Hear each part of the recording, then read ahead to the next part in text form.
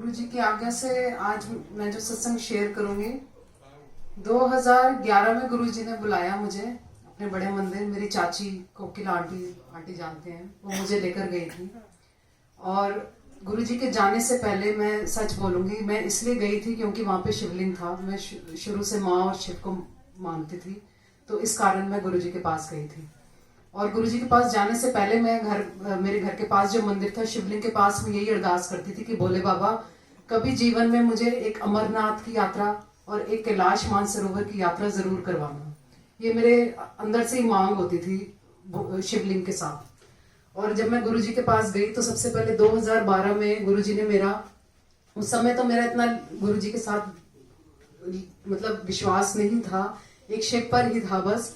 लेकिन गुरु जी तो अंतर्यामी, सब जानते थे मेरे मन की। तो 2012 में उन्होंने मेरा अमरनाथ का प्रोग्राम बनवाया।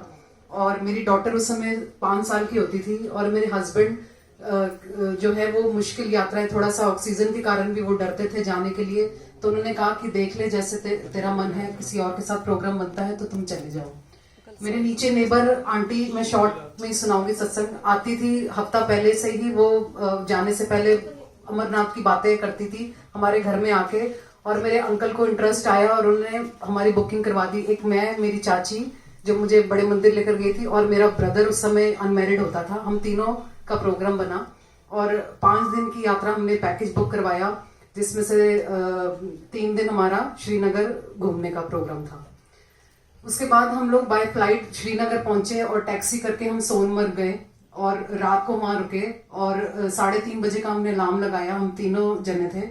उससे पहले मेडिकल जब हमें यहाँ बनवाना पड़ता है दिल्ली में, मेरी मम्मी जब डॉक्टर के पास गई तो उन्होंने डांटा कि आप अपने दोनों यंग बच्चों को भेज रहे हो। 2010 में आई थिंक वहां पर कोई ग्लेशियर फटा था, शेषनाग एक स्पॉट आता है उसके पास, और काफी यात्री अंदर चले गए थे और ऑक्सीजन की भी बहुत कमी हुई थी वहां पर उस समय।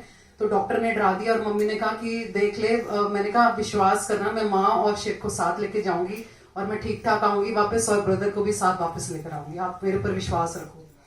तो ऐसे करके हमारी यात्रा शुरू हुई। सोनमर्ग में हम रात रुके। 3 बजे का मैंने अलार्म लगाया, देखा बार बारिश हो रही थी और वहां पर भजन चल रहा था बहुत सुंदर, सुबह सुबह ले शिव का नाम, शिव आएंगे तेरे काम। उसके बाद हमारा एक मुसलमान ड्राइवर था और टैक्सी हमने जो बुक करवाई हुई थी, हम लोग निकल गए। बारिश हो रही है, बिल्कुल अंधेरा और पहाड़ी रास्ता था, जगह जगह हमें पुलिस वालों ने वहां पे रोका। हम इवन हमारी लिपस्टिक्स तक चेक हुई, वहां टेररिज्म का जो डर था उस कारण हमारी बहुत चेकिंग हो रही थी। और जब ड्राइवर हमें टैक्सी में लेकर जा रहा था तो वो एक रॉन्ग टर्न भी ले गया। उसके बाद उसने बैक करी वहां से, क्योंकि जब हम वापसी आ रहे थे तो हमने जो वो रास्ता देखा, हम खुद डर गए थे कि इस रास्ते तो मतलब बहुत डेंजरस था। जब उसने बैक करी, कोई रेलिंग नहीं थी, कुछ नहीं थी, और साइड में नदी बह रही थी, बिल्कुल पहाड़ी इलाका था। उसके बाद हम बालटाल पहुंचे, जैसे तैसे देखा तो सुबह के 4:30 बज गए। हमें लगा कि हम ही सबसे पहले पहुंचे हैं। वहां गुजरातियों का ऑलरेडी 100 बंदों का ग्रुप लाइन में खड़ा हुआ था। मेरे पास बीएसएफ वालों का लेटर था, तो मैं उस बंदे को ढूंढ रही थी जो हमें सबसे पहले बोर्डिंग करवा दे। और जो कि इतनी बारिश हो रही थी, उन्होंने कहा अभी हेलीकॉप्टर्स भी, चॉपर्स नहीं चलेंगे, अभी आपको वेट करना पड़ेगा।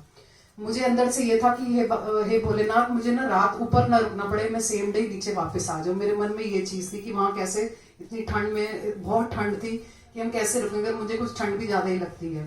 तो मैं ना वहां पे एक रेलिंग थी, वहां पर मैं खड़ी थी, वो गेट बंद था जहां से बोर्डिंग के लिए जाते हैं। तो मैं ना मुंह लटका के खड़ी हुई थी और हाथ में मेरे लेटर था। इतनी देर में गाड़ी आती है और वो गेट ओपन होता है और गार्ड को ना, एक सरदार जी उतरते हैं उस गाड़ी में से और गार्ड को बोलते हैं कि आंटी को इधर बुला। तो मैं जाती हूँ, मुझे कहते हैं पंजाबी में मेरे से बात करते हैं, कहते हैं कि गल है क्यों मुंह लटका के खड़ी है। मैंने कहा अंकल, मैं ना ये लेटर में बीएसएफ वालों के अंकल का ढूंढ रही, पर मुझे कहीं नहीं मिल रहा।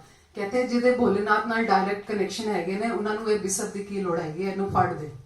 तो उन्होंने मेरे से लेटर वहीं फेंकवा दिया और कहा कि सबसे पहले बोर्डिंग में ये आंटी के साथ जो भी है तीनों की बोर्डिंग करो और इनको भेजो।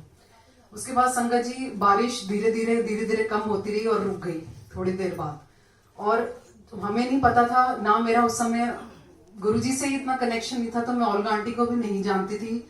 मुझे मेरी चाची ने बताया कि ये सम्मित हेलीकॉप्टर्स है, जबकि हमें जाते हुए भी कुछ नहीं पता था, ना मेरी चाची को पता था। वहां जाके हमने देखा ओल्गा आंटी के चॉपर्स थे जो कि वहां पर चल रहे थे उस समय, और गुरुजी का स्वरूप भी उसमें लगा हुआ था, जो मेरी चाची ने मुझे बताया। उसके बाद वो हमें चॉपर लेकर गया जहाँ पर जो भी पॉइंट होता है। उसके बाद काफी यात्रा रह जाती है पैदल की भी, तो तो मैं ना डर गई थी यात्रा देख के, क्योंकि ना एक ही रास्ता था ग्लेशियर का, जहाँ से आने वालों का भी जाने वालों का भी, घोड़े पालकियां सब, मतलब काफी डेंजरस रास्ता था। तो मैं थोड़ा घबरा गई। मेरी चाची कहती घोड़े करेंगे।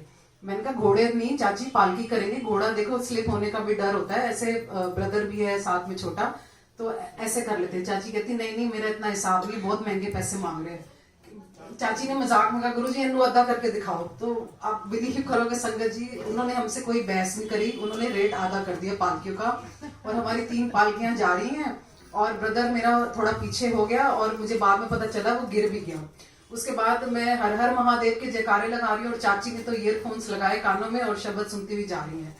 उसके बाद ना फिर एक रास्ता आया मुझे, जब मुसलमान पालकी वाले कहते हैं आपको पता है दीदी यही तो ग्लेशियर था, फटा था, यही से सारी संगत नीचे गिर गई। मैंने कहा भैया तुझे मुझे जरूर बताना है, बोल हर हर महादेव, कुछ नहीं होगा, तू लेता जा हमें ऊपर। तो उसके बाद ना वहां पर भी वही सिस्टम है जैसे वैष्णो देवी में है कि साजी छत पर रोक देते हैं और पैदल 1-1.5 किलोमीटर की पैदल यात्रा रह जाती है मंदिर तक। तो उन्होंने कहा कि ऐसे ही यहाँ पर भी ऐसे ही होगा, बीएसएफ का जो स्पॉट आएगा उसके बाद आपको पैदल जाना पड़ेगा। अब बिलीव करोगे संगत जी, मैं तो इसको मिराकुलस यात्रा कहती हूँ।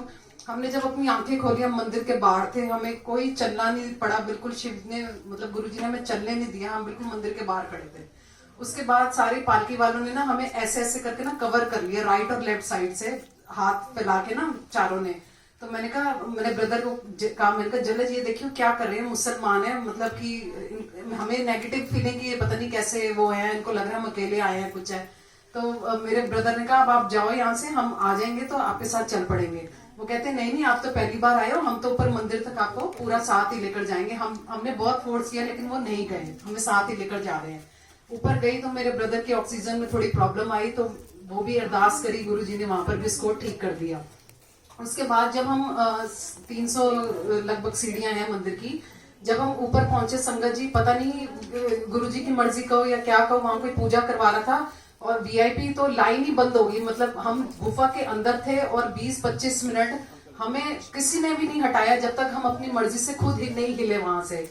और इतना सुंदर वो दर्शन, एक भोलेनाथ का शिवलिंग बना हुआ है, एक माँ गौरा का बना हुआ है, एक गणपति का बना हुआ है, पूरे शिव परिवार, इतना सुंदर वो दृश्य मैं मुंह से भी नहीं बता सकती जो आंखों से मैंने वहां देखा। और मैंने इतनी बातें करी, मैं इतनी निहाल, मैंने कहा वाह वाह भोलेनाथ आपने मुझे इतने अच्छे दर्शन दिए। उसके बाद हम नीचे आए, नंदी जी की जैसे प्रार्थना करते हैं वो करी। उसके बाद हम फिर पालकी से नीचे उतरे और चौपर वही ओल्गा आंटी के ही वही सुमित चौपर से हमारी वापसी भी उसी में थी। और जब हम वो नीचे आ गए पूरे वापसी, तो आप बिलीव करोगे बारिश शुरू हो गई। उसके बाद मेरा ड्राइवर ना वहां खड़ा हुआ था पान वाले के पास उधर, और वो भाग कर आया, कह रहे दीदी अभी तक ऊपर नहीं गए। मैंने कहा हम तो होकर भी आ गए। कह रहे 4 घंटे तो हुए हैं बस। कह रहे ये तो इम्पॉसिबल है कि 4 घंटे में कोई ऊपर यात्रा करके भी नीचे वापस आ जाए, क्योंकि ऐसा होता नहीं, रात रुकना ही पड़ता है। और ये हमें बाद में पता चला कि अगले दिन से रोजे थे, वहां पर सब बंद हो जाता है, कोई पालकी नहीं, कोई घोड़े नहीं, क्योंकि सब मुसलमान है वहां पे। तो और उसके बाद 3 दिन हम खूब कश्मीर घूमे, बड़ा सुंदर ट्रिप था हमारा और बहुत एंजॉय करा। मैं इतना शुक्राना करती हूँ ना गुरु जी का कि आपने मुझे अमरनाथ जी के दर्शन करवाए। गुरु जी आप वाकई में वाह वाह हो, बहुत बहुत शुक्राना। माता पिता हो तो ऐसे सबके शुक्राना। गुरु जी महाराज, जय गुरु जी।